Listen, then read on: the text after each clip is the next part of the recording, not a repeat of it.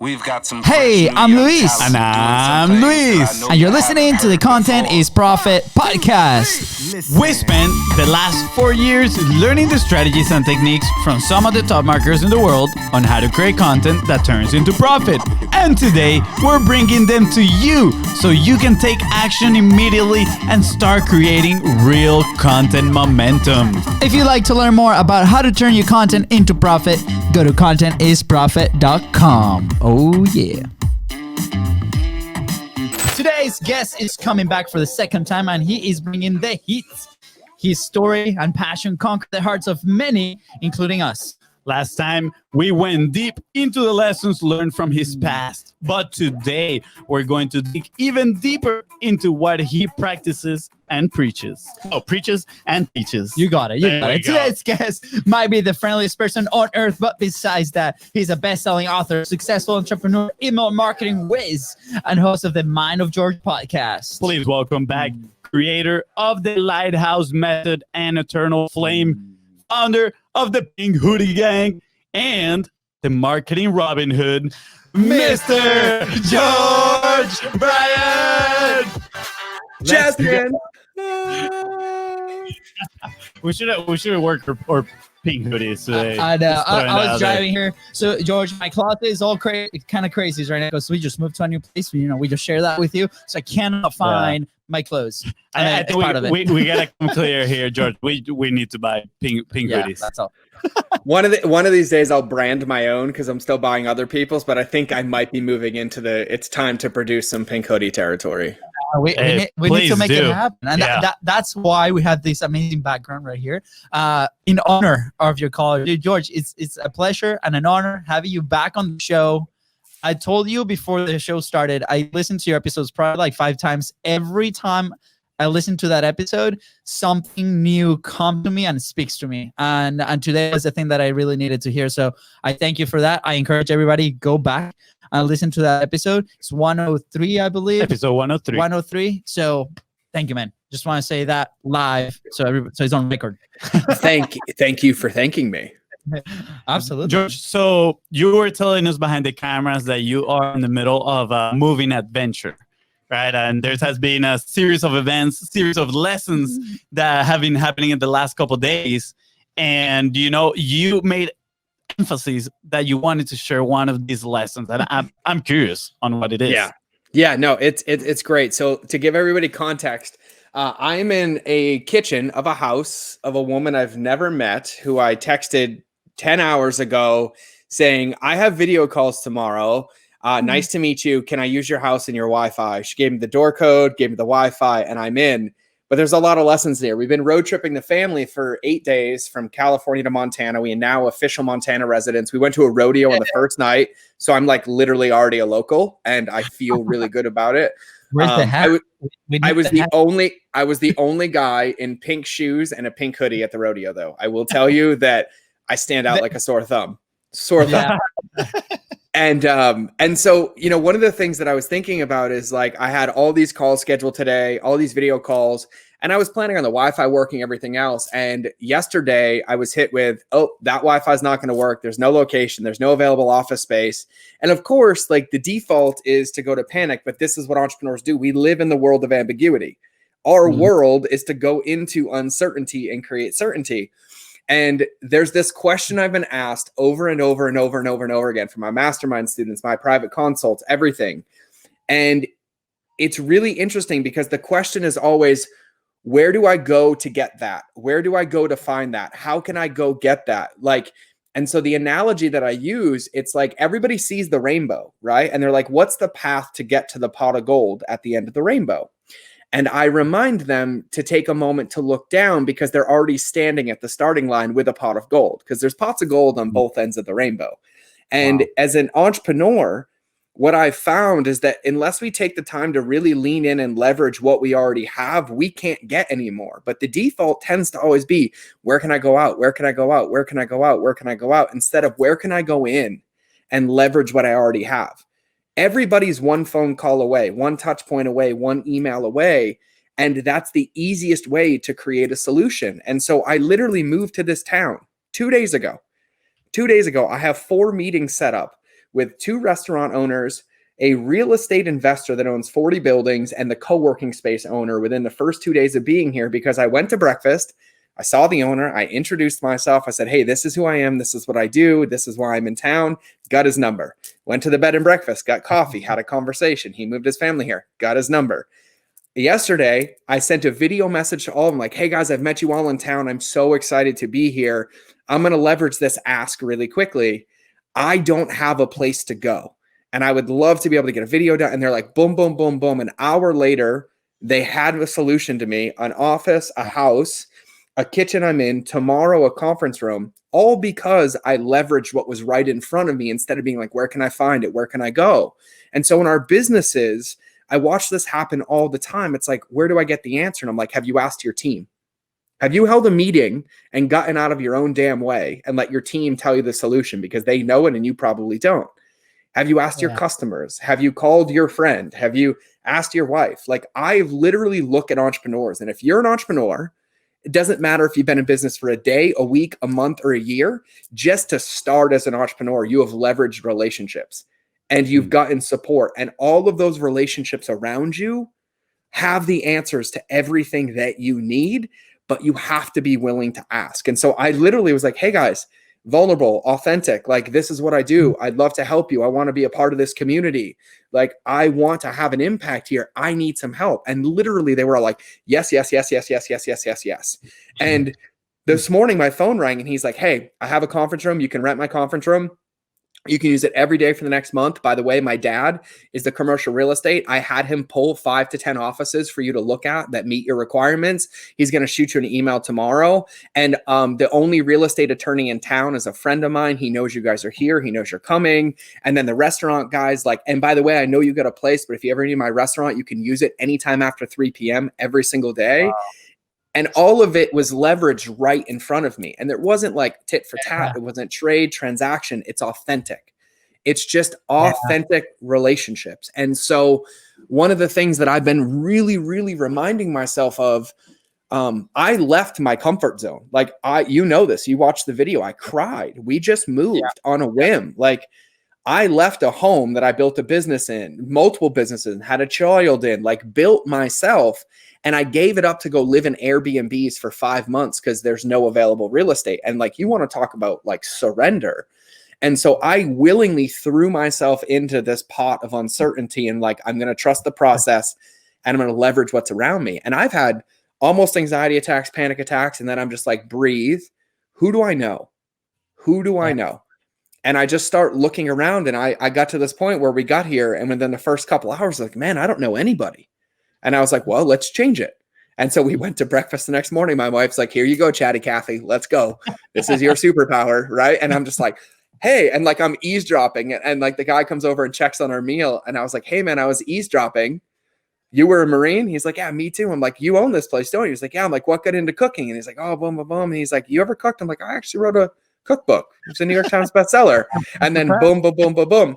And so, you know, one of the things that I think is just so important, and I'm going on about this and I'm kind of rambling because I want it to land, is I have found that 99% of the challenges or the clarity that I need or the resources that I need are all within one touch point away from me through the leveraged relationships, people, things, processes, or anything that's in my existing space. Like very little is outside of that sphere.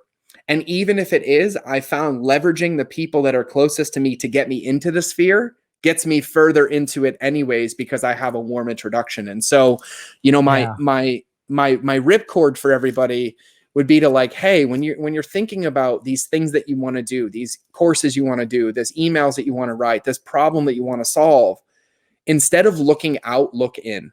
And ask yourself, like, do I have this? If I created space for myself, like if I disconnected from my phone and computer for 2 days with a notebook on the couch, could I find a solution? You're like, maybe not. You're like, could my team, could my friends, could my community? And really lean in and leverage everything that you've built, or else it's just stagnating and being wasted. And you're the one who've built it.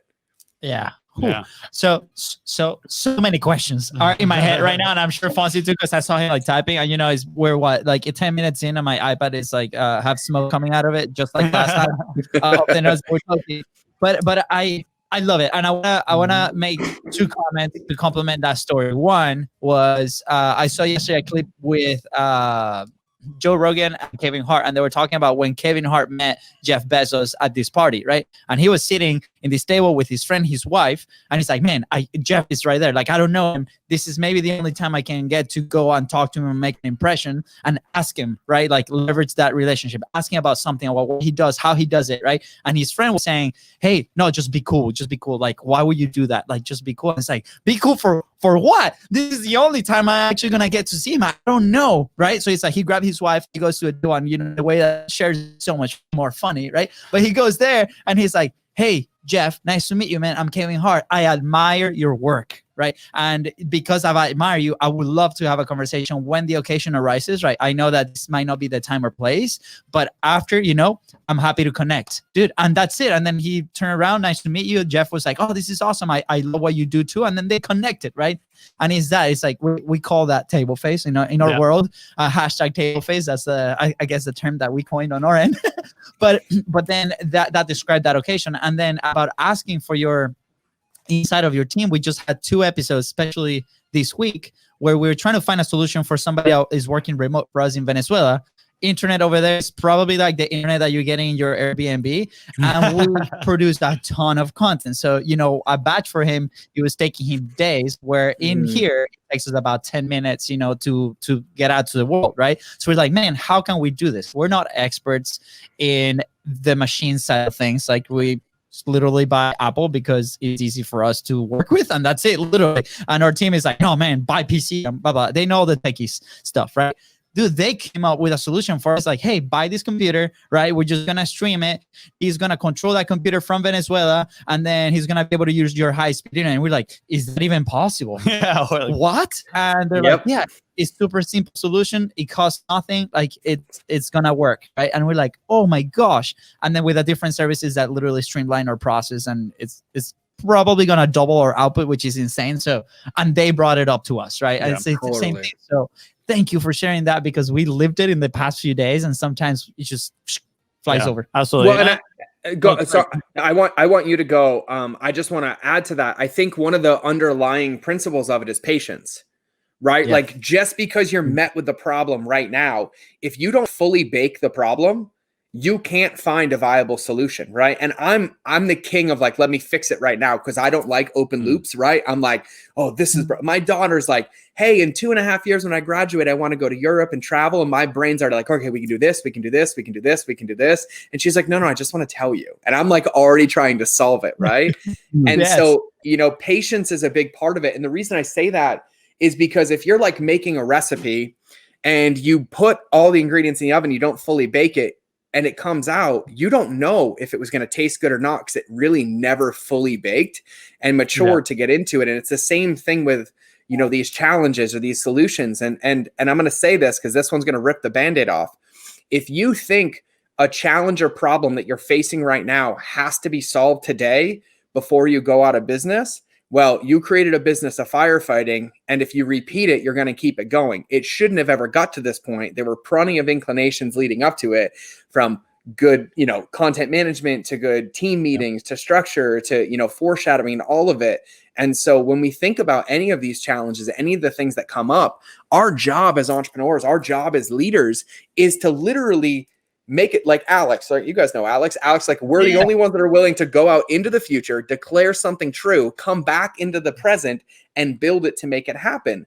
But our job is to be able to see out there and make plans according to it. And honestly, the biggest challenge I had as an entrepreneur is I actually was afraid to think and afraid to plan, because I didn't have any value unless I was doing busy work.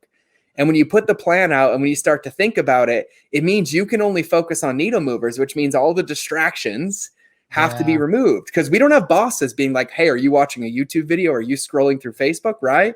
And so what we tend to do as entrepreneurs is we justify, like, "Oh, we're doing research. We're listening to podcasts. We're watching videos." I'm like, no, you're creating a fire so you can fight it later.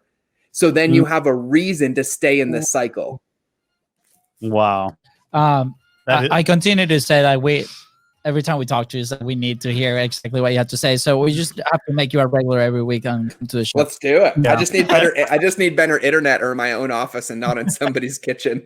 It's so good. Yeah, or we all just go to random people's kitchen and we can just do it all in there. Like that. It's like an on the road show, like the kitchen tour of America. Oh, we can take the Jeeps. We can take the Jeeps and overland around.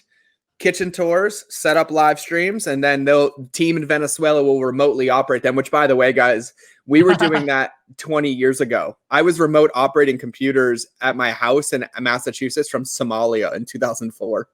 Exactly. Wow. There you go. See, I mean, we have team members in Venezuela and Argentina, and again, like we don't know what we don't know. This Absolutely. is a beautiful thing about asking to the person that's right in front of you. Yeah. I'm gonna go ahead. Sorry, I'm gonna a few points that I really love. I relate so much to the fully baked problem because that's me as well. Every single time in my relationship, my girlfriend starts saying like, this has been happening to me, and I'm like, oh, you can do this, and she's like, stop. It's so overwhelming, and I'm like, oh, I'm sorry. I was like, okay, I'll try to listen, but in my head, I'm like, oh, you could do all this stuff, right? And the way you put it now is like, it just makes so much sense, right? And we do need to practice patience on a daily basis. It's so key, right? I feel like patience is like the brother or sister, whatever you want to call it, of focus as well, right? Like the more patient we are, we get to focus, and then we get that compound interest over things that we do, right? And the other thing that I love was like the very first thing you said is that we as entrepreneurs knowingly go into uncertainty to create certainty, right? And gain clarity. That's so huge because sometimes I feel like we're going into these places now. I'm like, is it by accident, right? And yes, I feel like sometimes it is, but I think if I start reflecting on it, it's like, you know what? I enjoy putting myself in those places sometimes, even if at the moment might become a little stressful. So I think people identifying that in them is pretty good because now they're not going to go without knowing. They go into these scenarios with a little bit more clarity.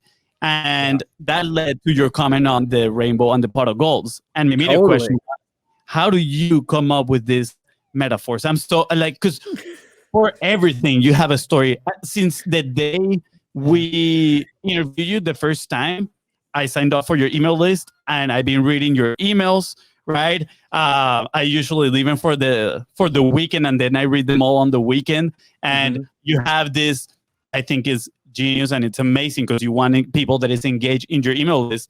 But if people don't read your email for like 3 days, you send them a little reminder. It's like, hey, like you committed with me that you were going to check on these emails and you were going to be on this journey with me. So I'm going to have to get, take you out of my email list if you don't show the commitment on your side.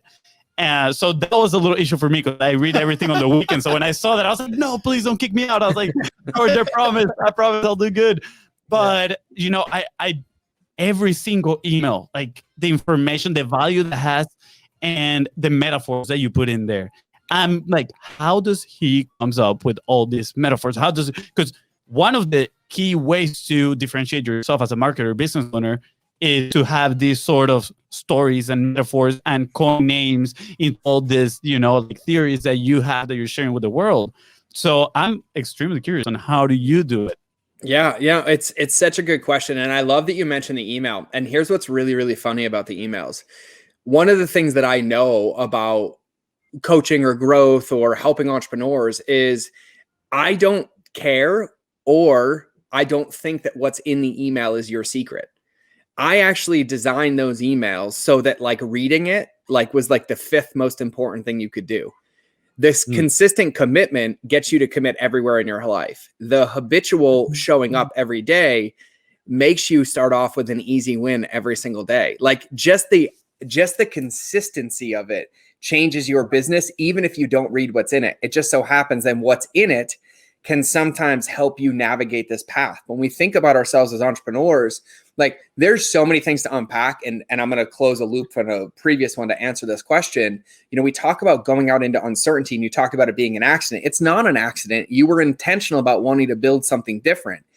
what you get is not an accident. It's a culmination of your choices to go do something and build something that has never been built before, which is what rewards you for being an entrepreneur. Like the amount of entrepreneurs are like, tell me how to do it. I'm like, tell me how to build your house? What? No, like, don't call me and ask me like how to love your wife or how to love your husband or how to raise your kids. And do not call me and ask me how to build your vision and your dreams that nobody else can see in your head. Like, and so there's not an accident. Like what we really look at is it's the willingness to step into the uncertainty with a little bit of clarity and the belief that we can make it true, and then consistently showing up until it becomes true. Like that's not an accident. That's a badge of honor. Like that's a gold medalist performance. Like you willing, like, can you imagine when Disney was like, hey, I want to level the swamps and build an amusement park that nobody's ever seen before and have robots that have never been created before and use technology to drain swamps that doesn't exist yet. Right. Can you imagine what people looked at him like? Right. And so when I think about all of this, I had to close that because it's like, no, like, I don't call myself an entrepreneur. Like I'm pursuing what feels good to me and I'm going to do whatever I can to make it happen. And I have no idea what it's going to look like because if I did, it would have already been done. And so I just have to fall in love with the process and have the patience that like, hey, is this action? Is this thought? Is this product? Is this interview? Is this thing moving me one step closer to realizing this vision? And if the answer is yes, I keep going. And so you don't have any damn accidents. You just keep showing up and playing the game. So let me close that one right there. And then the second part of it is how do I come up with metaphors? I practice a lot, right? I never shut up, ever, right? And so I will say something and I'll try to tell you a story and it won't land. And so I'll tell you another one and then I'll tell you another one and then I'll tell you another one. And then you'll be like, I got it. I'm like, cool, I got it. And so like when we think about like storytelling, when we think about growth, when we think about moving people or inspiring people, one story does not inspire everybody, right? Like you think about a keynote and somebody gives a keynote. If you think about an hour keynote, there's normally 3 takeaways. So why the hell do they need an hour? Because they need to tell different stories so different people at different stages can relate to it and remember it. And so we as human beings have been communicating forever, verbally and non-verbally. And then when we use story just helps us get a point across. And so for me, I'm going to tell you right now, I only consume a little amount of content and 90% of it is freestyle rap. No joke. Harry Mack is my favorite human being on the planet. He is a freestyle off the top. He'll take words and he'll freestyle rap songs, like fully produced songs off the top. Wow. And all he does is practice and practice and practice and practice and practice. And so what I listen to is I listen to how people speak. I read how people write. And then I'm like, oh, that's cool, but that's not me. Like, that's not my voice. I would never say that. I would never write like that. But what I look at is I always look at the structure, right? So when we think about a headline, right? Like, I don't matter what you interchange it, right? But it's the number of things to achieve the thing, right? Like the 7 tips to double your open rates. Well, okay, cool. Well, here's the 3 secrets to lose 2 pounds, right? Here's the 5 steps to double your business. Like the structure never changes, just what we put into that structure. And so I just try to pay attention to what resonates with me, like what gets my attention. What gets me to click? What gets me to respond? Like, what do I love? And I'm like, I don't like reading long emails. I don't like big blocks of text. They drive me nuts. My brain, I look at them like I'm out. And I was like, cool, short. I'm like, I don't want it more than a page. It's a page. And I'm like, oh. And then when you start to pay attention, it's just like Mad Libs, right? You just start to put your personality into the structures that have existed. And these structures have existed forever. You go back and look at newspapers from the 1800s, they have the same headline structure that we have in 2021. The only difference is the content. And so that's how I do it. And I'm willing to be wrong. Like there's an email you're going to get. I ended up being like 2,500 words because I was obsessed with talking about chocolate chip pancakes. Literally all I talked about was chocolate chip pancakes as a business lesson. And my editor was like, you can't send this email. I'm like, no, I already did. And it's my email. I want to talk about damn chocolate chip pancakes. And it's funny because it's one of the most responded to emails. And people like, I had no idea you love chocolate chip pancakes that much. And I was like, I do. And they're like, but the business lesson makes sense as well. And so What I think that the analogy, to give you another one, the story I would go back to is, you can tell me every day that you want to run a marathon, and you can sit on your couch and you can study running and study gates and then show up at the starting line. You're going to get your ass kicked.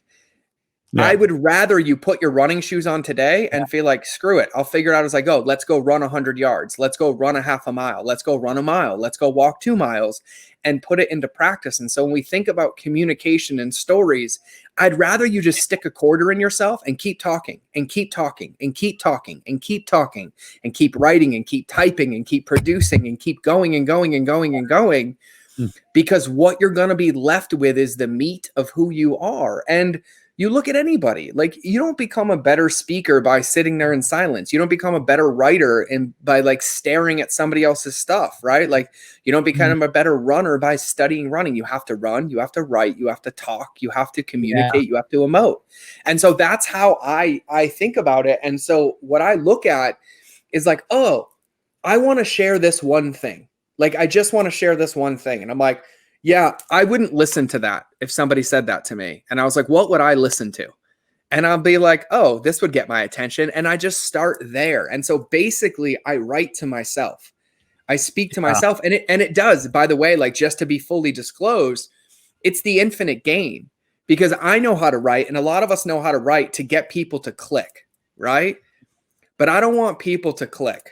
I want people to grow. I want people to be attracted. I want people to make the right choice for the right reason. And so I'm willing to be authentic and aligned consistently and congruently until they hit the point where they want to come in, right? So I don't want to convince people. And so I think it's really an expression of authenticity, just mixed with a whole lot of practice. And then my secret obsession of freestyle rap. Like, I think that's really it. Like, my team, they coined this at one of my events. They called me the Eminem of email marketing. And they had this one session of the event, and they called it my copy wrapping section. And we were going over people's avatar sheets of like, hey, who's your consumer? What's their before state? And someone's like, yeah, but how would you write to these people? And they'd start to spit me words, and I would just copy wrap. I'm like, this is what I would write in the email. This is what I would write in the email. This is what I would write in the email. Yeah. And so really, if you want to have a strategic way to do it, and you guys are familiar, but if you use the Zytokasten method of note-taking, right, what you really end up with is, when you're taught that method, you're not taught to copy, you're taught to read. And if you want to take a note, you have to then put it in your own words in order for it to come in, right? And so if you go read something and it resonates with you and it fires you up and it lands for you, take it and go rewrite it for you or your audience. Go rewrite it for your email list. Go rewrite it for your social post in your words, and just practice and practice and practice. And if you think about it, how many stories can you post a day? 20, 30? How many times can you post on Twitter a day? 600? How many times can you go on Clubhouse a day if you're a newly addict to Clubhouse? You can just talk and talk and talk and talk and talk. And so, you know, like, I think that that's really what it boils down to. And the way that my wife. It's fine. I was like, and the way that I learned it, and this is going to sound really silly, was when I wrote my book. And I wrote this cookbook, right? And I'll never forget, I worked tirelessly for like 9 months. I was exhausted. And I'll never forget when I submitted the final like manuscript, and I was like, oh, I'm done. Like, I'm so glad that I'm done. And then they sent me back the Word document with track changes, and there were 21,000 edits. Wow. 21,000 edits. Commas, periods, spacing, words, structure. And I was like, oh no. And so then it took me a week to go through all of them. And we went through like 6 rounds of edits. And then the book was published. And we didn't even get all the typos out that were newly found until like print 6. And then I was like, wow, that's what they mean by the only book that's finished is the one that you publish. Because really, it's put it out into the world and try again and try again and try again and try again. Wow. You just gave a master. Thank you. You just gave a master class on publishing and your message. And, you know, as you're telling these stories, I'm looking back at our life too, on how our journey started publishing.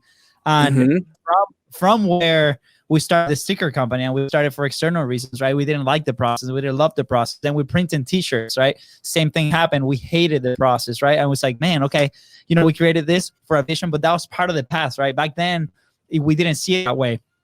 but now becomes a very powerful part of our story, which is super exciting. I mean, we had this, we're not wearing them right now, but we normally match with those t-shirts, and people are like, what? And then we evolve into the publishing side and practicing the message. And I feel when we did 2 rounds of 45 Live earlier last year, right? And that was very similar to what you were saying. We're seeing or reading or looking at a piece of content that we really enjoyed, and then we will go out, instead of writing it, for us was a video medium, right? And we will go out and comment and tell the story, and then attach your lesson, and hey, if you want to find out more, just connect with me, let's have a conversation, right? And we did that consistently, and we got amazing results, amazing value, to the point now people are like, okay, season 3 of 45 Live is coming. By the way, we're getting people to hop on that train with us and stay accountable. But it's that habit that you say every single day of like, put in the work, put in the practice, hey, do it, put it out there, see what happens, what's the feedback, how can I learn? And it's that you call it like the infinite, the infinite game. The infinite game, right? Yeah.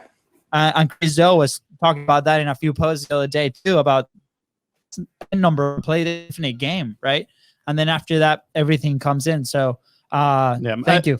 I think one of the biggest moments for me, kind of like a mental shift in learning and creating, was when I read this post about understanding principles that you need to see when you start consuming certain information in a specific topic. You need to start asking yourself, what are the principles behind this? If you want to master that, it's not about understanding the strategy or the tactics, right? Or like, do I need to use an even or odd number on my headline? It is, what is the principle behind this topic?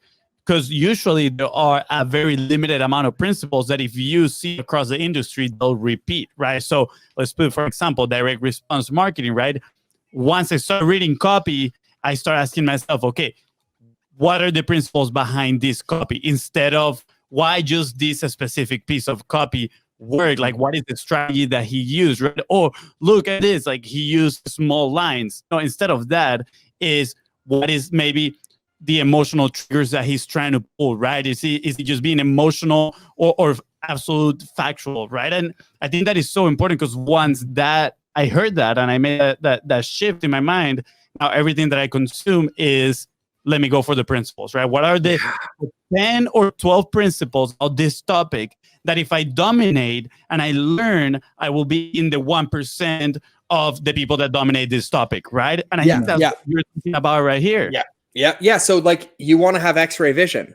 Like, that's what you want to do, right? And so when anything you see and anything you consume is just the wrapping paper. Stop looking at the wrapping paper. Like, get to the meat of it. Get to the present. Like, celebrate what's on the inside, right? And so like, I say this to clients all the time. I was like, you have to pay attention to what your customers are saying and not saying, right? Because everybody goes so far into like, oh, but they said this. I'm like, yeah, but let's pay attention to their actions, right? Notice how your last 6 posts had 12 comments, 13 comments, 14 comments, and the last 2 have had 0. And they're going to be like, oh, I failed. I'm like, no. Look deeper. I was like, maybe what you posted about, they don't feel safe enough yet to comment on. Maybe it wasn't a commentable post. Maybe it wasn't supposed to get a comment, right? There's so many things that are deeper when you get into the deeper stuff, right? So we were talking a minute ago about like, how do you get better at story? How do you get better at production? How do you get better at doing it, right? You get better through practice. And I found, and I'll only talk about myself, my biggest hangups or my biggest resistance and my quote unquote things that got in the way of my success were, number 1, being attached to what it looked like, and number 2, being attached to the outcome. And those 2 things are just guaranteed roadblocks over and over and over again. Because the moment you're creating to have a specific agenda, it becomes manipulative, right? And it loses the essence of what it was that was there. And then the moment you're attached to what it looks like, you're now changing the meat of it to try to manipulate, and it doesn't work. And I was like, listen, just practice and practice and practice and practice. My friend Angie says it. She has a book coming out on this called Ready as a Lie, right? Because there really is no ready. The ready is when you go. And, I tell people, like, entrepreneurs, like this perfection game of like, this is what it's supposed to look like. This is how it looks. I was like, all you're doing is guaranteeing your failure. Like, how many of us today would knowingly go buy the first iPhone? None of us. None of us. But the first iPhone is what allowed us to have this phone, right? Absolutely. Like we look at it and we model these companies, but yet we don't model the journey. We tend to model the after state and get frustrated it doesn't happen. And I was like, if you want to model a company, go to Wayback Machine and go look at the first version of their website. Go look at the first product. Like, go look at the label, like Vital Proteins, for an example, right? Like, you look at them now. We got Jennifer Aniston doing commercials, billboards, run, every cable network ever. But if you go all the way back to 2014 and 2015 and you take a peek, most of us that were involved would go like this and be like, that wasn't me. Don't look at it. Don't look at it, right? Like, and it's all a part of what gets you to where you're going, like that trial and error. But the process is where you actually learn what's going to make a difference.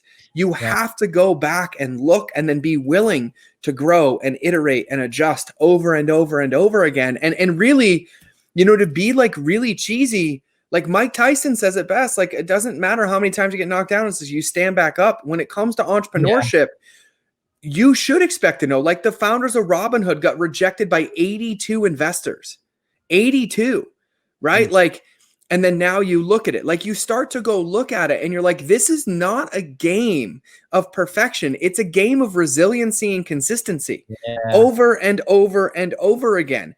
But here's what I can guarantee you. I can guarantee you that if you're sitting in the chair planning and planning and planning, there's zero chance of success. But if you get out of the chair and start playing and playing and playing, there's a guaranteed path to success, right? Yeah. And so you can't get better at a game you don't play. You can't become the best until you start, right? Like you can't become Tom Brady by watching football games on TV. Like turn the TV off and go get in the backyard, start throwing balls, start getting in shape, start doing all the things that you have to do. And really it's, I don't know, like I think deeper, and I'm sharing this because it was a big thing for me. I think deeper, a part of me thought that when I made it, or if it looked right, or if I had that big launch, it would create this safety net where I would feel better. But the truth is that the only safety net we have is the one that we're committed to showing up and playing every day, right? No business as built is going to get to the next level by staying at the same level. Your offer is not going to convert forever. Your ad is going to get fatigued in 30 to 60 days. Your emails are going to stop working because you're going to get a different avatar. Like what we have to fall in love with is that this is a game and we're all willingly playing it, because you have two choices. You either play the game to win the game, or you give up the game and go get a 9-to-5. And that's the only way that this game is quote unquote won, is realizing that it is an infinite game. And it's one that you'll never finish. It's one that you have to fall in love playing over and over and over again in order to get there. Yeah. And, to quote Alex again, he always says, your business grows to the extent that you do, right? 1000%. Like the only way to grow is definitely not by sitting, just consuming the information, but by taking action. Yeah. So here I'm assuming that you've experienced obviously the addiction of Clubhouse at some degree. Here's my personal story, right? Like with that, and I'm gonna close loop after I tell the story, but when we first opened it, right? I opened it, didn't see it for like 3 weeks. It was December holidays. Family was here, so I'm not even like gonna even see it. And then log in. That week was probably the most unproductive week I've ever had in my entire life. It was insane. And Friday, right, I'm sharing the story with my wife. I'm like, wow, look at these amazing connections and all these people talking value here and blah blah blah. Right? I was just very excited the first week, and I'm up there collaborating and people contacting us and blah blah blah. And then I'm like, oh sweet, the weekend I have Saturday and Sunday off. Right, I'm gonna be with Luca. We're gonna be playing, or we're gonna be when he's napping. I'm gonna be something else in the house. I'm gonna have my earbuds on. I'm gonna be doing that, and then Friday night or Saturday morning at 3 a.m. in the morning is when I went to bed because I was on Clubhouse, and then I woke up Saturday. I'm like, I am not touching this thing because I've been consuming too much, and it created this crazy noisy world in my head that disaligned me with what I was doing with execution, right? Because when we started with the show, it was, dude, let's focus on the show. Let's just have a blast. We're enjoying this process of interviewing amazing entrepreneurs and learning, helping other people that are coming and tagging along, right? And on top of that, we're also providing a service for the people that reach out to us, right? So that was the thing. That's the focus. And we lost it. I personally lost it when I went into that platform for that to happen. So then we started thinking, okay, how can we implement this? Like, can we actually implement it? Do we have the capacity to do it consistently over time? We don't have an answer yet for that question, right? We're being experimented with some things, but right now with the capacity that we have, it's probably not going to be possible, right? So it's also learning how to identify those things. But I relate so much because it created so much noise that it was taking me away from focus and execution, which was the most important thing or is the most important thing for us. So I just, especially now that we have all these people kind of flocking right to this platform, and it's like, hey, what's actually going to happen? You cannot stay up forever till 4 a.m. having conversations, right? It started to, my wife was like, what the heck? You're always on your phone, right? It came to an argument like this weekend, big one. It's like, I feel like you're always on your phone. It's like, and she's right? She's right. I couldn't say no to that. I'm like, yes, you're right. So I have to make some changes. And it's incredible, that you put it into words and that kind of perspective, because for the business, same thing, right? Once we focus on one thing, on execution, over and over and over, version 1 of content momentum is very different to the version that we have today, right? Yep. And once we understood that, once I personally understood that, because I feel like I'm more attached to the system side of things, right? It was like, oh, I'm in peace with myself because it doesn't have to be perfect, right? And then we share those improvements with the people that we help out, like, oh man, that's cool. Yeah, let's implement it, right? Mm-hmm. Oh yeah, that's cool, right? And it is more value add to that relationship that we've been able to develop. But I personally had to understand it first, through the execution. I mean, I don't think I would have understood it differently if I wasn't executing. So is that how it happened to you, or were you way, or like? I think the biggest thing to realize, like, here comes a new metaphor. It just popped into my head for you too. You ready for this one? So there are tools, right? Tools. Clubhouse is a tool. Facebook's a tool. Email marketing's a tool. Phone calls are a tool. Funnels are a tool. Ads are a tool, right? But when was the last time you ever saw a carpenter be building a house with a hammer and then go home and eat dinner and be like, God, I wonder what my hammer's doing. I wonder where my hammer is. I wonder if I could be using my hammer. Like, no, he uses it as a tool. He does the job that he was intending to do, and then he puts it down until he needs it again. And that's what our job is to do, is to recognize what tools we have at our disposal that we want in our tool bag that we feel comfortable using, or that we're willing to use to accomplish building of a blueprint. And so I watch Clubhouse. Is Clubhouse an effective tool? Yeah. Is it also an ineffective tool? Yeah. It depends on how you get into it and why you're into it. Yeah. Excuse me. And so when I look about it, like, Clubhouse nailed it. They built a platform harping on like all of the negative sides of human psychology. You have FOMO, you have addiction, you have dopamine, you have the illusion of connection, right? You're like, I can't end it because I'm going to miss it. I can't watch a replay. Like, that thing is built on video game design. Like, that's the level that they went to this thing to get there. Invite only. Yeah. You have limited invites. You get rewarded. You can be a moderator. You have a room. It's great, right? Are you going to go out of business if you don't use it? No. Are you going to go out of business if you do use it? No. Are you going to go out of business if you use it? Yes. Like, it doesn't matter. It really depends on how you use it. And so what's the most important thing to recognize is, like, is the thing I'm doing right now actually getting me closer in a measurable way to what I want to build? Or am I distracted in the illusion of I'm getting there by doing this? No, because you go get on Clubhouse, you're not connecting with your team, you're not sleeping, you're not taking care of yourself. And the realized damage doesn't come for a week or 2 or 3. And by that point, you're too late. And then you're fighting fires again. And so, like, when you think about it, Mike McCallowitz comes to mind with Clockwork. Like, there are only things in your business that you can do, and it's your job to do them. And so if you can look at something and be like, wow, I have these tools in my bag, I'm building this house and I'm efficient, but if I add this one tool, I might be able to get it done more efficiently or faster. Or I have this new tool I want to learn how to do. I'm going to learn how to do it after I'm done with my job today. And you put a container in it and you do it intentionally, then it becomes a powerful tool for you. It becomes an asset, right? And so, like, I've used Clubhouse. I'm on it. I will not listen to a room just because I don't want to. I've popped into a few rooms, coming in as a speaker. I've probably been on the app for a total of an hour over the course of a month. And I literally am like the king of Irish goodbyes. I'll come in and they'll make me a speaker. And I literally will, like, drop a nugget. And I'm like, I won't even tell anybody. I just leave the room and I turn my phone off.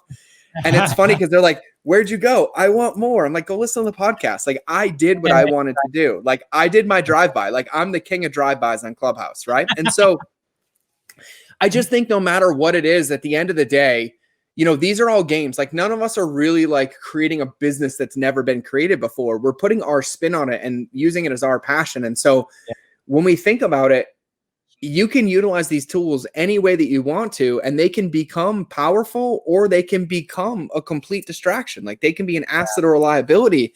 And I think deeper than all of it, it's us having the self-awareness to realize like, hey, you know, I know me watching 4 hours of YouTube content isn't going to get my emails written, right? Like I know that me watching 3.5 hours on this isn't going to help it. Like, oh, I know that new camera came out, but it's not really going to change the content of my live stream. Right. And and we have to realize that we're the ones that are responsible for us to get here. We have to hold ourselves accountable. We have to coach ourselves. We have to have the ability and the self-awareness to be like, yeah, like I know. And there's times, listen, I'm like, hey, my wife's like, what are you doing? I'm like distracting myself because I don't feel like working. So I'm going to watch YouTube videos for the next 2 hours. And she's like, okay, have fun. Right. And I'll go dive down freestyle rap or whatever, but I'm not pretending I'm working. Like, I'm not like, oh, I'm learning. No, I'm completely disconnecting. I'm numbing my brain. I need a minute. Like I just have to go watch this freestyle rap right now. Right. And so I think at the end of the day, it's really a simple game. Like if you go to Lean Six Sigma, it's the SIPOC model really, but business is a collection of inputs that's put into a process to create an output. And so when we think about it, if we know that the output we're getting is what we want, then we're good, right? If it's not, then we can only look at the process or the inputs, right? If we're not getting something we want, like, was the process off? No. Well, the inputs, oh, that's missing something, right? But it's really that measurable and it's really that clear. Like if I want to write a daily email and I don't get an email, I'm not like, oh, the email gods are broken or it magically didn't write itself. It's like, no, I didn't write the email. I didn't plan accordingly. I didn't give my team time to edit it. I didn't get it uploaded there. You know what I mean? And it's that level of awareness that if we're just willing to have the conversation and we're willing to look at it, not from a place of bad or wrong. Like I read a daily email and I was like, hey, I'm not writing for 4 days. And they're like, well, you said it was daily. I'm like, well, send an apology email. I was like, hey guys, I don't feel like writing for 4 days. Here we go. And I just owned it and owned it and owned it. And I wasn't like, oh, how am I going to fix this in the future? I'm like, no, like I just needed a break. That's all it was, right? And I think it's the practice and the lesson in this one for me is space. Yeah. Keith Cunningham calls it thinking time, right? It's like we look at our job, we look at the game, and we live in this world in the entrepreneur. There's this broken paradigm in entrepreneur, the hustle paradigm, that somehow if you do more, you're going to get better, right? But then you go study Olympic athletes, you go study the best in the world, and you realize that their secret to success is temperance, not intensity. Right. And it's like, oh, you think you're going to be a better football player by playing 6 games in a day? Like, do you realize what happens after they do double headers? Right. There's a reason they only play 1 game a month. There's or 1 game a week. There's a reason when Olympic coaches are coaching Olympians for 4 years, they're only training to 70%, then they peak for a week and come back down. Right. Entrepreneurship is no different. You don't get better by adding more. You get better by reflecting and having a recovery period and having temperance. And so when we think about all of these things, you have to build in this time to reflect. You have to have this space to be like, wow, how did I play today? Right? Like you looked at it and your wife smacked you in the face and you're like, yep, that was not a winning game. And you had to take a minute and be like, wow, what worked? What didn't work? What am I going to do differently? And when you can really be in that game fast and make adjustments and pivot and iterate and iterate and iterate, what you end up with is a solution you never thought was possible with a result you never thought was possible because you just kept playing and playing and playing. And I think that that's the tone of all of this. And I just don't personally like the hustle. Like I really don't think you get there by force. Like, no, you break yourself. You get adrenal fatigue. You get exhausted. You start to resent your company. Your customers feel it. Your team feels it. And then all of a sudden you're like, hey, I'm this multimillionaire and I'm completely depressed and unhappy. Right. And I'm like, yeah, right. Like there's no point in doing this. None. If you're not going to enjoy it, if you think that this is who you are, business is not your identity. Business is a tool that allows you to leverage it to create your identity in the world. Right. Yeah. Like it's a tool to create your impact. It's a tool to leave a legacy for your kids. It's a tool to have something that you can do because you're unemployable like me. Right. But it's not who you are. It's just something that you're doing. And I don't know, that would be what I would leave people with on that one. Wow, that's amazing. You know, George, right before you mentioned the self-awareness part, I wanted to tell you, I just feel that you're so self-aware. And we talked about this in the last episode that you told us that you have this morning routine and you take Mhm. a lot of time for yourself and to think and reflect on things. But I was right, you know, the level of discipline that someone needs to have. And I think most importantly, be honest with themselves. Because I relate to what you said about YouTube, right? It's like, hey, no, I'm gonna say I want to watch YouTube videos right now, and I'm gonna sit down and I'm gonna do it. Like, let's be real, everybody loves searching some YouTube videos that they love and start going down the rabbit hole. But I think it's so difficult for people to accept that and be honest with themselves. Yeah. I've been there. I've been where I am sitting down trying to get some work done, and I had the tab of a video of YouTube that I wanted to watch that I haven't watched yet, and I'm like, I'm just going to go real quick and watch it.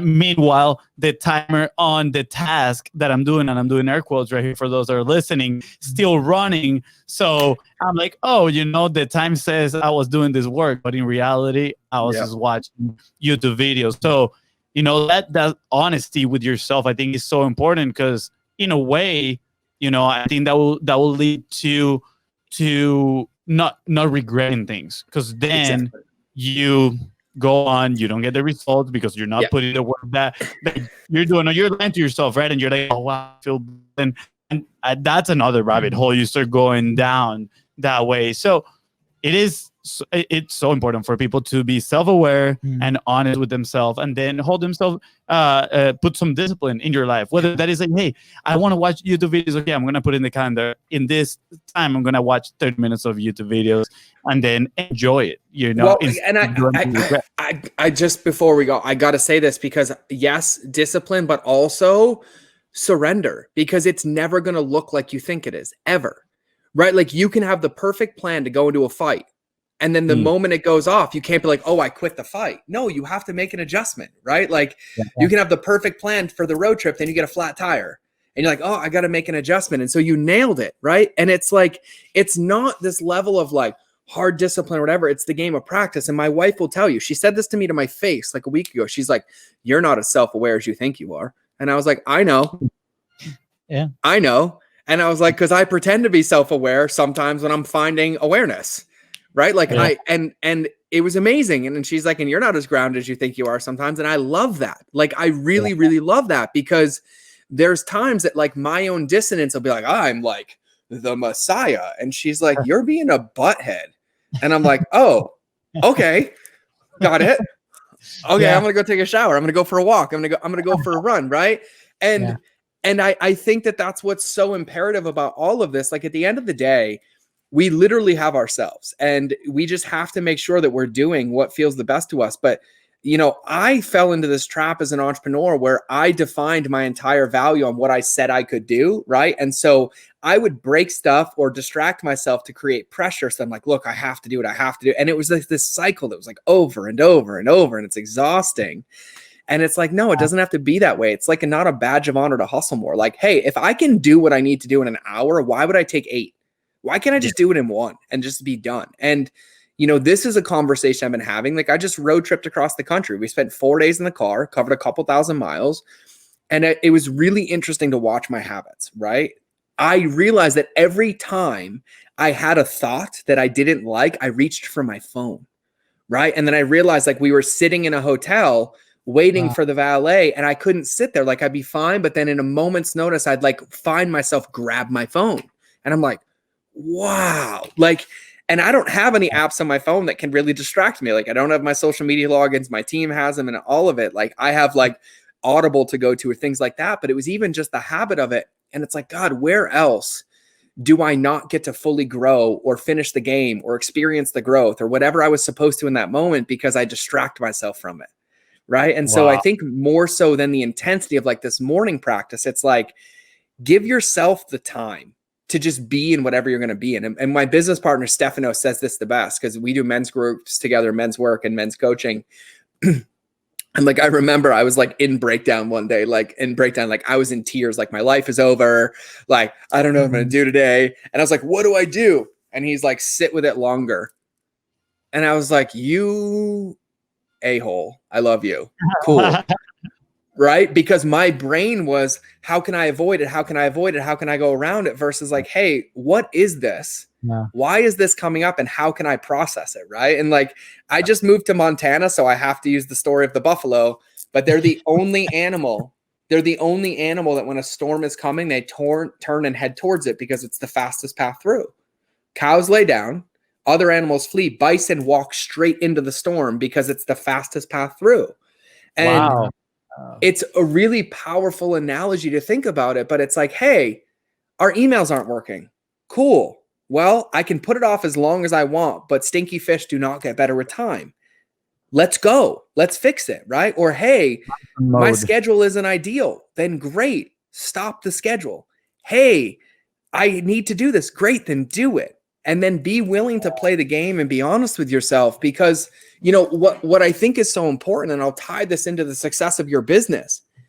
You being in alignment and self-aware and self-forgiving and really, really kind of surrendered but flexible with yourself is what creates you in the best place to love your customers, to translate that message to your customers, to lead your team, right? Like, when was the last time you worked for somebody? You're like, God, it was so nice that he was so stuck up, disconnected, and cold every time we had a meeting. And now I want to go love our customers. Like, no, right? Yeah. And like, when was the last time we've ever been like, I hate my life. I don't like this business. Let me write this ad copy that's going to convert, and it works, right? Like, it never, ever works. And so like, to tie this back to episode 1 of the original one is that at the end of the day, the most important relationship that you have in the success of you as an entrepreneur, as a human being, is the one with yourself. It's the one with yourself.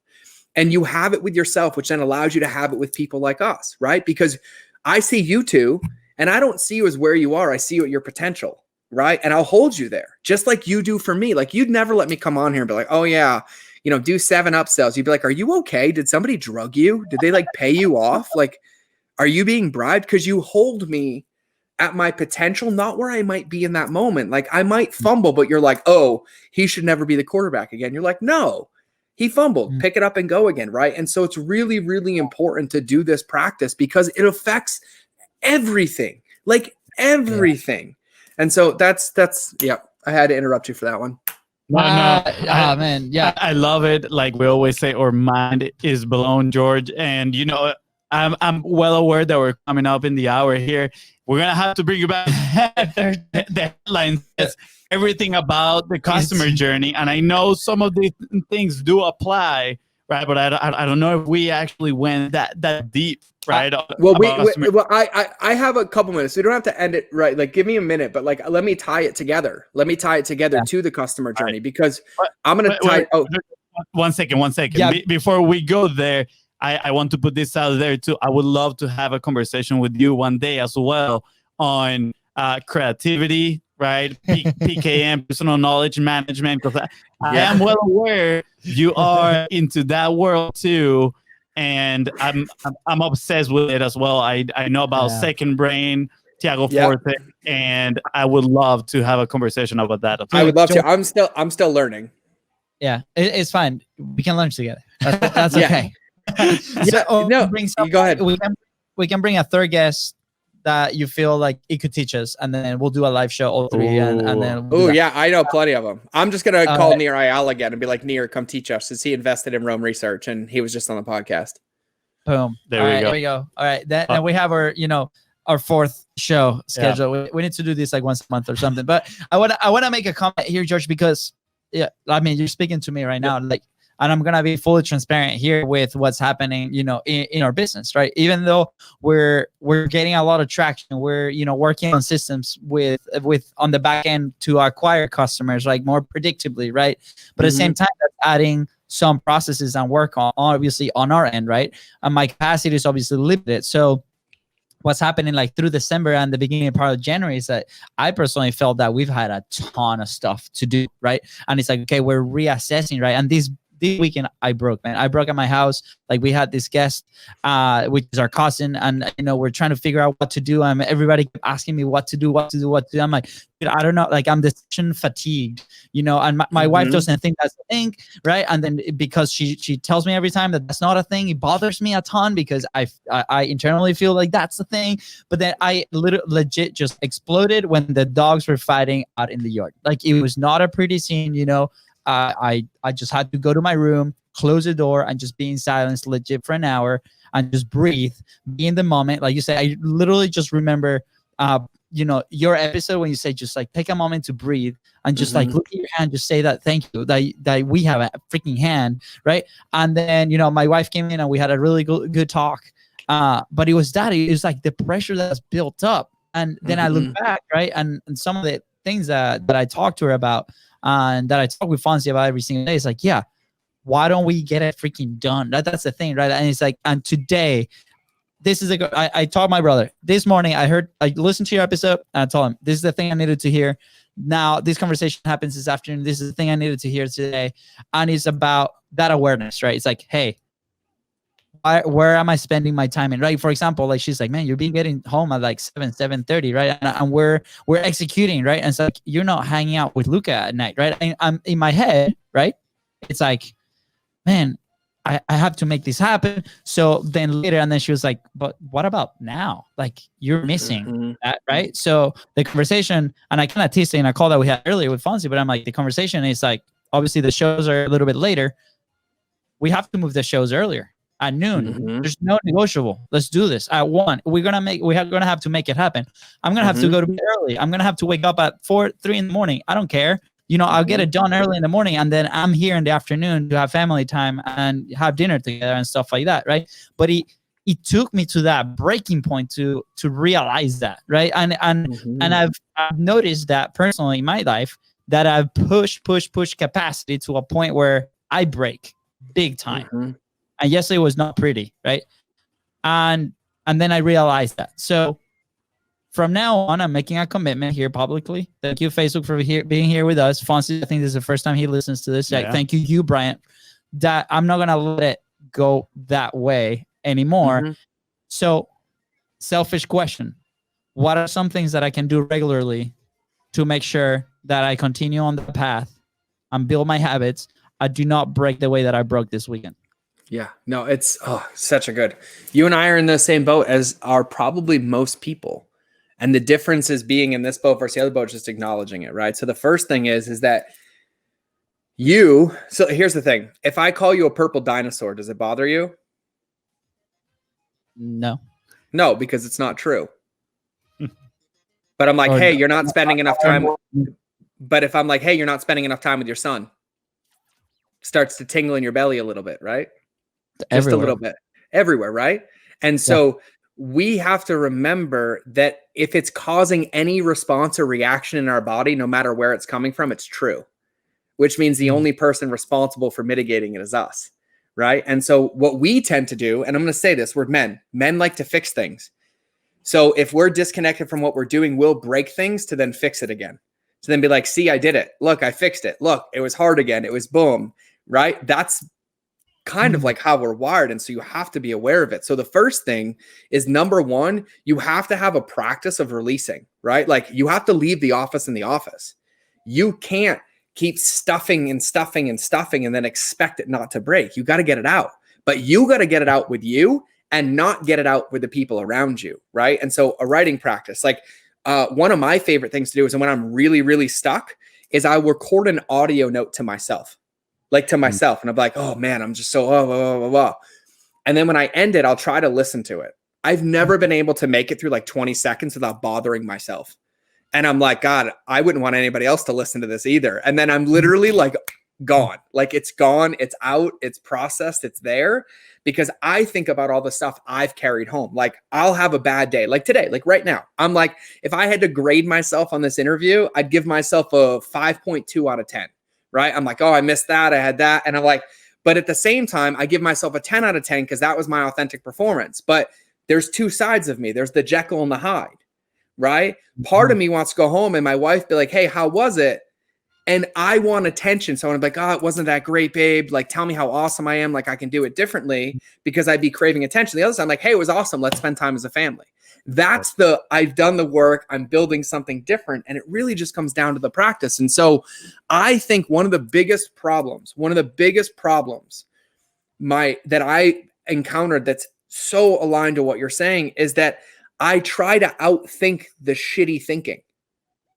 And I leave it up there and expect there to be a solution. And the moment you get it from out of your head into existence, the charge is gone. Write it down, speak it out. My favorite thing to do is video, right? And so you've seen this. So I was emotional on the move and I couldn't get it out. That's the only reason I did the video. Because if I can't process it on myself, I'm like, I need accountability deeper. Let me go live. And I started like crying. And really, why did I do the video? I was petrified to leave. I was super resentful. I was literally living in scarcity of like, what am I going to do for the next 7 days? How am I going to get my kids across the road trip in a car that's not fun to drive with a horse trailer behind it in 4 cities in 4 days? And you know what I mean? And so I was like, that's not going to create something positive. So I was like, I got to get it out. So I did. I just got it out. And I was like, oh, this is what I'm afraid of. This is what's coming up for me. And then the moment I was out, it was like the best road trip ever. And so you got to get it out. You got to figure out a way to get it out and get it out and get it out and get it out. And you also have to create containers to where you can only succeed, right? It's called Parkinson's law. You will fill the container you create. If you allow yourself to be in the office till 7, you'll fill it. But if you also allow yourself to be in the office till 2, you'll get the same amount, if not more, done because you filled that tighter container. And so you have to start creating these containers and then allowing yourself to be in one fully. And then when you leave it, leave it. Like if your workday is ending at 5, then you need to stop at 4:30 and get out everything that needs to stay in work. Like it needs to stay on your desk. Like, so for me, I have a notepad when I'm done for the day and I write down tangibly, like what's keeping my mental state, like checked out. Like, what am I worried about? Oh, I can't forget this. Oh, I'm not going to do this. And I just write it down. So I give it a home and then I can pick it up the next day. And so you're already doing it right now. You're talking about it. You're fully feeling it and you're not making it wrong. And the thing that I would just remind you of is that like your wife is your best tool, as in all of us, your business partners, your team. And so try to be in this place of curiosity of like, they're like, decision fatigue doesn't exist. You're like, yes, it does. And like, but why are you holding on to that so tight? Why are you labeling it so hard instead of you realizing like, who cares what it's called? I just don't feel good. Maybe this is the path to feeling better. Maybe this is what I have to process. This is what I have to do. So that's what I would highly, highly recommend. And when we think about this, you know, you said it, I just don't believe in this hustle culture. And I'm the same person as you. I will distract myself with work because I'm afraid to be with my family. I'm afraid to be present because if I'm present, I have to feel. And if I have to feel, there's parts of me that haven't healed yet. And then I get to feel those parts. And I get to have a 4-year-old as I reparent myself when I was abused at that age. And I get to have a wife who gives me feedback that like some of the things I did today weren't ideal. And then I get to hear those things and be like, God, that doesn't mean I'm a bad man or a bad husband or a bad father. It's information for me to play a better game. And so there's been plenty of times where I'm like, I'm working, or I'll pad a flight for 6 hours. So I just have a couple more minutes alone instead of coming home and be like, honey, I missed you. I really need 6 hours to decompress. And she'd be like, yeah, babe, I got you. Thank you for sharing with me. Right. So it's just this game of practice over and over and over. And the way that I look at it is I believe that anybody's in my life is there to be my teammate. And I've never had a teammate who's knowingly self-sabotaging us winning the game together. And so I have to practice being like, my 15-year-old daughter's my teammate. My 4-year-old son's my teammate. My wife is my teammate. She's not giving me that feedback because she wants to leave. She's giving me that feedback because she wants to stay. Yeah. And she's like, hey, this is how we can play the game better. And I'm like, God, I got to remind myself to play the game. And if I can't hear it, I have to go create space for myself to hear it and process it, to come back and be like, I'm ready to play the game. I'm ready to play the game. And it's just practice over and over and over again. Wow. Thank you. What a beautiful message, George. Really. Thank you so much. Lehenia, thank you so much for sharing. I didn't know you were feeling that way. So I really appreciate you sharing that here. Yeah. And, you know, I'm getting teared up right now is because of that, dude. Like the last, it's moving. Yeah, it has been I'll share, like you shared, I'm going to cut you off to share. Like, I'm living in Montana and we can't buy a home because I have 2 properties in California, but I lost so much money in 2020. I lost so much money. I won't be able to buy a home for 2 years. Wow. No matter the fact that I'm a multimillionaire, because I can't get a loan. Of course I could pay cash, but that's not really effective. So then I'm living my family in 4 or 5 Airbnbs over the course of like 4 months. And I had to come to the realization that stability isn't in a home that I buy. It's in who I am. It's how I show up that creates the stability for my wife, my daughter, and my son, and myself, because I felt out of control not working. And I was like, wow, look at all the codependency I still have to my business. Look how I can't be off the business for 7 days and then be like, oh, it's all working. And it all worked. My team was like, thank God you're not here. Things are going great, right? But I'm like, oh, they need me. And they're like, everything's good, right? And so it's all this opportunity to practice. And I'm really emotional. I feel so out of control because I'm like, literally, my first day in Montana was the day we drove over the border. I'd never been to this state. I'd never been to this town. Like, I was fully surrendered, but I made a commitment to myself that in this next couple of years, my commitment was to be unattached to anything except who I was, and just practice it and practice it and practice it. But yeah, man, like, I get petrified. And then I get emotional, and then I have to realize that it's mine. No. And if I can process it, then I can come to the table in this objective place of like, hey, babe, I realize this is what's been coming up for me. Like, hey, team, I realize this is what's been coming up for me, from this place of, let's work on it together. Let's solve it. Instead of like, oh, sales aren't coming in. How are we going to get those videos done? We need a new process. No. Like, break check, and just breathe and breathe and breathe. And I look at it all. And I think it's just really, this gets into the important conversation that I don't think a lot of entrepreneurs have, that it doesn't matter the level that you get to. Like, I have a friend who did 600 million in 12 months, $600 million in revenue in 12 months. Wow. And he looked me dead in the eye and he said, I missed when I was only doing $1 million a year.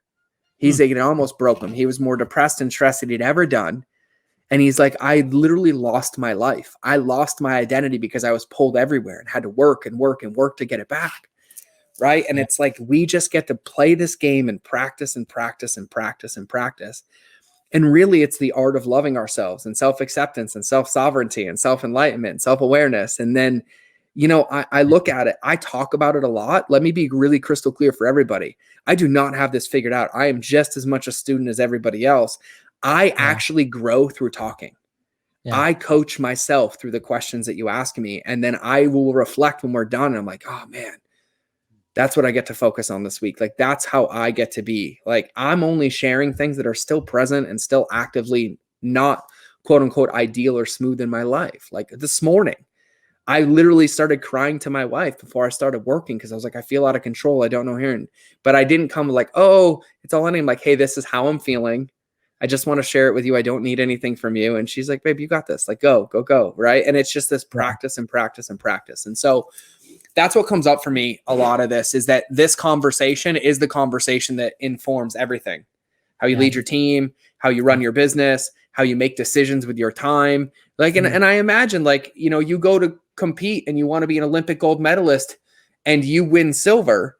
I'm assuming that you don't feel good for a couple of weeks after you poured 16 years of your life in for that one performance, right? But then you have a really easy decision to make. Am I coming back or am I not? Yeah. And then when you make the decision to come back, you're like, I'm going to practice, I'm going to practice, I'm going to practice, I'm going to play my game, and I'm going to do my best. And I'm going to look at what worked, what didn't work, and what am I going to do differently, which, by the way, is what informs every customer journey. Everything that you do is by you just having the ability to look at it and be like, hey, how can I play this game for my customers? And then what game do my customers need played for them to achieve their goals? And it's having patience. I'll email them here. I'll send this one here. I'll do this one here. And I will tell you that 99% of the customer journey is in the intent, not the content. Mm-hmm. It's just in the intention of it, right? Like, I can tell you that if you realize that for the two of you to have tighter containers and me realizing you needed a habit change, that I would need 30 days with you of an email a day that you would read every day, not on the weekends, which is why I kick you off my email list. Then I'm still in there. as long as I plan that intentionally, I'm like, yeah, this is what would have to happen on day 1 and on day 2 and on day 3. What goes in those emails is less important than what went into designing them. Yep. Right? Because it's not necessarily the content, it's just the consistency and the touch point. And so all of it comes in, but it also requires me to be like, God, how can I really serve them? How can I help them? What do I have? What do I know that can create this field for them or this path to get to the field? And that's really what goes into it. Like the secret to the most successful customer journeys is self-awareness and empathy, because you have to know yourself in order to know your customer, and you have to know your customer in order to design a journey that's going to get them to where they want to go, and they don't realize or they don't have the path to get there yet. And that's really the game. It's really the game. Closing the loop, dude. Yeah. I had to go all the way around. It would drive me nuts. So amazing, dude. George, again, I thank you. Like, I did not expect the conversation to go this way. I'm grateful that it did. I had to get it out of my chest with you, with Fonzie, publicly, as it was this weekend, with my wife. I thank you, Katie, for, that experience. And moving forward, man, I'm taking, this is one of those episodes that I'm going to, keep close to me and re-listen, and apply and execute and give the containers and writing it down. Last night, I told Katie, I need a space to get it out, right? I think I recognized it. Right? I've heard it there, but I never practiced. And I'm like, I need to start the journal. I need to do this, and with the tools that I have available. So, dude, thank you. And then obviously at the end, the masterpiece on how you close the loop with the initial conversation. All this applies, and we're thankful for you to be here in the show. Thank you, Fonzie. For the awesome questions. I'm like speechless right now, honestly, George. It's amazing. Thank you for sharing. And I appreciate the vulnerability as well. My brother here was extremely vulnerable. I appreciate you being extremely vulnerable and authentic. That's how you show up literally everywhere. And now when I read your emails, I read them with your voice in my head. So it's a lot of fun too. But yeah, we're just extremely thankful, George. Yeah, guys, thank you for having me. Immensely, thank you. And thank you for letting me share, and thank you for being open. I think the one thing I would leave everybody is that it doesn't matter how you feel. You can be scared, you can be happy, you can be afraid, you can be excited, and you're not alone. We're supposed to experience the emotions. We're supposed to have the modulation. We're supposed to emote. And when you can do it with people that are around you that see you, and you realize how you can do it and how it's a tool for your benefit, it's the best way to play the game. And this was a really good reminder. I have some reflection time coming today. I'm going to go for a barefoot walk in the snow, because that's how I do my cold therapy now that I'm surrounded by it. And I'm going to really think about this, because this is what I got to say, because it's what I needed to hear come out of my own mouth. Wow. Awesome, dude. So good. I'm so pumped for everything that's coming. And if you're listening, if you enjoy this episode, let us know. Let George know. How can they connect with you, George? How can they let you know that they really enjoyed this episode? Yeah. The best place to connect is just listen to the podcast at the Mind of George Show. So the website's www.mindofgeorge.com. I bear it all the time. And if you want to connect with me, best place would be our Facebook group or Instagram, but it's all linked on the website. Just go to mindofgeorge.com, start with a podcast. I want you in my world if you want to be in my world. And if you like my level of crazy, then you are more than welcome to take part in it. Yes. I encourage people to take part in it, because it's an amazing world, honestly. Yeah. Thank you, guys. Well, all right, guys. With that being said, thank you so much for tuning into the Continence Profit Podcast. Go ahead and subscribe. Hit smash the subscribe button and follow us on social media at BizBrosco. That is right. And if you find this episode impactful, which I am sure you did, because George is incredible, please don't forget to share it and leave a 5-star review. Thank you. I guess.